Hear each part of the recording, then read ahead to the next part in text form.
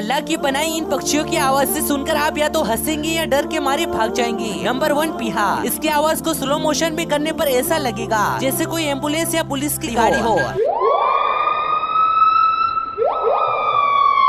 Number 2 white billboard. ये अगर किसी शहर में जाकर आवाज लगाए तो शहर के लोगों की रूह कांप जाए, क्योंकि इसकी आवाज बिल्कुल वार्निंग सायरन की तरह है।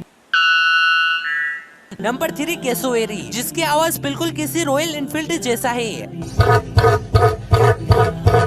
बेशक अल्लाह जबरदस्त बनाने वाला है।